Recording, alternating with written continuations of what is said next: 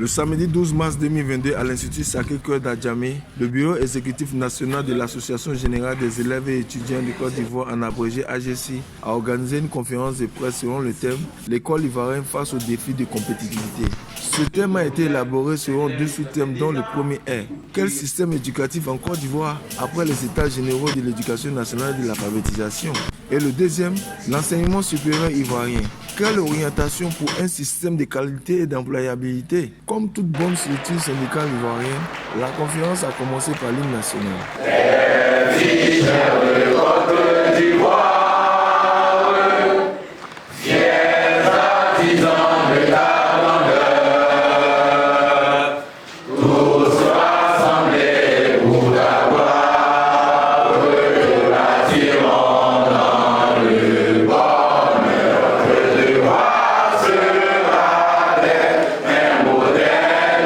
En posant des autres structures telles que l'UMESI, l'UNESI, l'AGESI, pour ne citer ceux-ci, et certains représentants de la société civile, Yves Do, le secrétaire général de l'AGESI, a fait une analyse très poussée de l'atmosphère scolaire et universitaire à partir des résultats de ces dernières années. La qualité de l'enseignement reste à désirer, surtout au niveau du privé. L'État semble avoir démissionné de sa responsabilité constitutionnelle, article 10 de la Constitution. Au niveau social, la situation est intenable autant pour les apprenants que pour les formateurs. Ces générations sont déjà le signe que la situation de l'école est une urgence nationale et qu'alors il convient d'y associer l'ensemble du corps social. Notre pays, en effet, est régi par une constitution qui définit les thèmes de liberté, d'expression et d'association, articles 19 et 20 de la Constitution de la République, mais qui sont violés en interdisant l'existence de l'organisation d'élèves et étudiants à caractère syndical au sein des écoles et universités. Par ailleurs, outre ces problèmes, il y a sur l'assassinat d'élèves et étudiants en Côte d'Ivoire qui prend une proportion inquiétante ces dernières années. Il faut que ça cesse maintenant. Enfin, l'actualité mondiale caractérisée par la crise en Ukraine nous oblige à dire un mot. Après analyse, plusieurs mots en découlent d'abord au plan social. Il faut dire que nous avons le manque ou la disparition des cantines scolaires, les conditions pénibles de déplacement pour les étudiants de Korogo, d'Aloa et Man, pour manque criard de bus de transport, le problème de logement des étudiants dû au manque criard ou insuffisance de cités universitaires, la qualité de prestations sociales des centres régionaux des œuvres universitaires n'est pas à désirer. On peut citer le processus d'admission et gestion des cités universitaires, la restauration, l'absence d'agents de santé permanents dans certaines cités. La bourse et les aides financières des élèves et étudiants se font de plus en plus rares. Ceux déjà boursiers ne se voient pas renouveler leur bourse, bien que remplissant toutes les conditions pour le renouvellement, parfois. Nous avons la construction d'édifices religieux au sein de l'université de Mans, l'assassinat d'élèves et étudiants dans notre pays, le manque de subventions des associations d'étudiants, la question d'employabilité des titulaires du doctorat, avec la crise des docteurs vue en 2021. Ensuite, au plan académique. Au niveau académique, nous remarquons l'insuffisance de collèges de proximité dans les villes reculées, l'insuffisance de tables bancs pour les élèves dans nos lycées et collèges, les effectifs pléthoriques dans les classes depuis le scolaire en passant au secondaire pour aboutir au supérieur.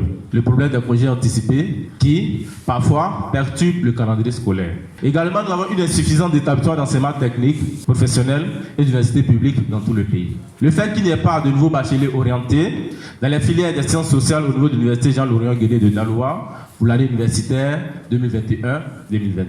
Nous avons également l'absence de couverture Wi-Fi dans nos universités publiques, la régularité des entrées académiques et des sorties de toutes les universités, unités de formation et de recherche de nos universités publiques, si du LMD n'est pas effective. Et enfin, nous avons l'uniformisation des frais d'inscription dans les grandes écoles recevant les affectés de l'État. Et enfin, au plan pédagogique. Nous remarquons l'insuffisance d'enseignants des établissements secondaires, publics et au supérieur. La tricherie grandissante aux examens de fin d'année au niveau du secondaire. Les infrastructures pédagogiques adaptées au système LMD sont quasiment inexistantes dans nos universités publiques. C'est le cas de nos équipements de laboratoires, bibliothèques, salles de travaux dirigées, puis les amphithéâtres. L'inaccessibilité au master et doctorat par les étudiants pour cause de critères subjectifs de sélection et de manque d'enseignants au supérieur et aussi la question des écoles doctorales. Manque d'un fonds d'appui pour la recherche aux étudiants en thèse. Après un tel constat, l'AGESI s'inquiète du système scolaire et universitaire. Nous sommes tous sans ignorer qu'aujourd'hui, l'école en Côte d'Ivoire ne peut se prêter à rivaliser avec les écoles de la sous-région des pays tels que le Burkina Faso, le Bénin, le Gabon, le Sénégal et aussi les pays maghrébiens pour s'arrêter à là.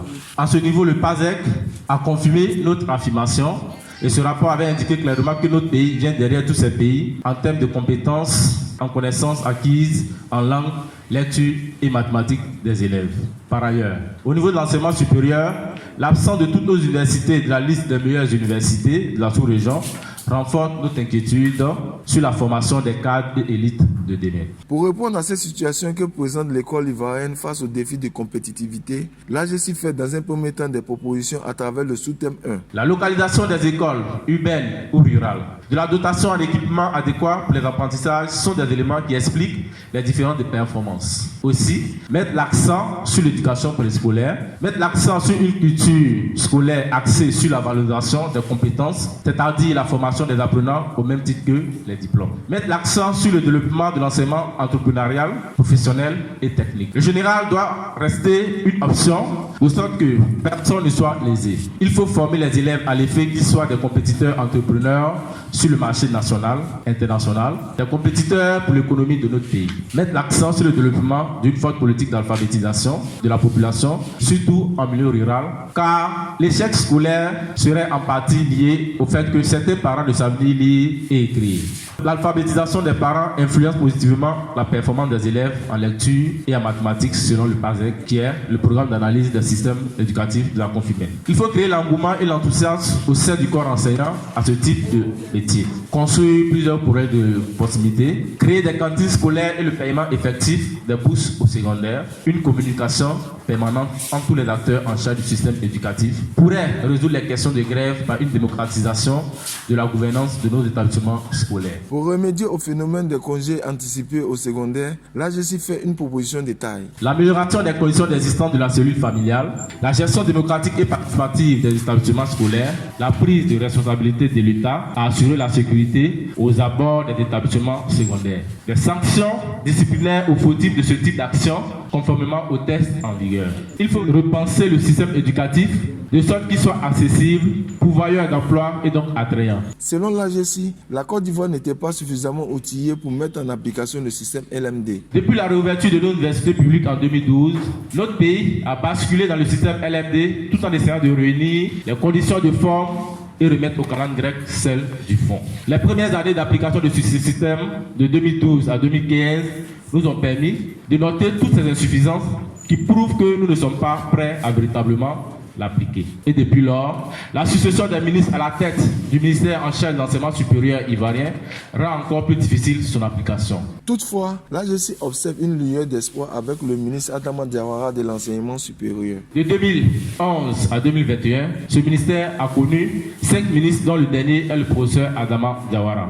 Celui-ci, depuis sa présence à la tête de ce ministère, entreprend certaines réformes, notamment les classes préparatoires et la réforme du BTS pour l'adapter au marché de l'emploi, la création d'universités thématiques, les écoles doctorales et la licence et master professionnels comme l'exige le LMD. Les rencontres permanentes avec tous les acteurs du système. Nous devons croire, contrairement au précédent, que ce dernier aura le temps nécessaire d'appliquer effectivement ces réformes pour qu'elles deviennent une norme. Toujours dans le même élan de répondre au thème, l'AGESI fait aussi des propositions à travers le sous-thème 2. Nous proposons qu'on oriente l'enseignement supérieur ivoirien vers le monde de l'employabilité en l'adaptant aux objectifs et ambitions économiques de notre pays. Mettre fin au chevauchement des années académiques. Il faut à court terme recenser toutes les salles pouvant abriter les TD et les CM. À long terme, construire suffisamment de salles et les amphithéâtres en fonction de l'évolution démographique de la population étudiante.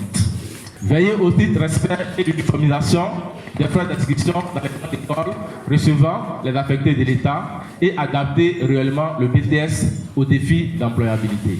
Construire d'autres cités universitaires avec l'ouverture des cités universitaires d'Abobo 1 et 2, de Bobo 3, de Bridi, ainsi que de nouveaux restaurants universitaires à Bobodi et à Bobo Adjani. L'amélioration de la qualité de la prestation sociale des centres régionaux universitaires, la couverture Wi-Fi sur les campus afin de faciliter la recherche aux étudiants, l'augmentation du nombre de boursiers et bénéficiaires du secours financier. Il faut également l'équipement des laboratoires, salles de TD, bibliothèques et amphithéâtres dans nos universités et grandes écoles publiques. L'accès au master et doctorat à tous les étudiants désirant le faire et remplissant des conditions objectives. Avec l'instauration des écoles doctorales, il faut mettre à la disposition des étudiants chercheurs un fonds d'appui pour la recherche. Faire élire par les étudiants leurs représentants au conseil d'université et UFR, c'est-à-dire permettre aux syndicats d'étudiants de candidater chaque année pour représenter les étudiants, ce qui participerait à la démocratisation de l'espace universitaire, à réguler le leadership étudiant et contribuerait à mettre fin à la violence entre les organisations, la subvention par l'État de l'association estudiantine. Il faut impérativement un recrutement en grand nombre d'enseignants du supérieur afin de résoudre non seulement la crise des docteurs déclenchée dans les années 2021, mais aussi, il le faut, afin qu'il y ait un enseignement supérieur de qualité dans nos universités publiques. L'Association générale des élèves étudiants de Côte d'Ivoire demande à l'État de tenir compte de ces problèmes dans le programme social du gouvernement 2022-2024 d'un montant de 3 182,4 milliards de francs CFA qui a été lancé cette année. L'AGC s'est aussi prononcé sur l'actualité mondiale caractérisée par la guerre entre l'Ukraine et la Russie. Nous demeurons inquiets face à cette crise car lorsque les arbres retentissent, l'école reste fermée. Et la situation des étudiants africains, mais plus nos condisciples ivoiriens, vient corroborer nos dires de ce jour. C'est pour cette raison que la justice ne cesse de demander à l'État de construire des infrastructures scolaires et universitaires suffisantes et de qualité dans notre pays, afin que les étudiants y trouvent les meilleures conditions d'études et de travail. Toute chose qui évitera naturellement qu'on ne parte frapper aux portes des pays étrangers pour y poursuivre les études. Nous demandons que l'État, comme annoncé par le ministère des Affaires étrangères et de l'intégration africaine de la diaspora, prenne les précautions nécessaires pour le retour et ou la sécurité de tous les étudiants ivoiriens en Ukraine. Le secrétaire général de l'AGC, Yves Do, a mis fin à cette conférence de presse en annonçant officiellement le 5e congrès ordinaire de l'AGC. Nous lançons officiellement le 5e congrès ordinaire de l'AGC ce jour du samedi 12 mars 2022. Un comité d'organisation sera mis en place afin de nous donner des jours à venir de plus amples détails sur la question. Vive l'école ivoirienne, force et courage à tous. AGC, salut, continue.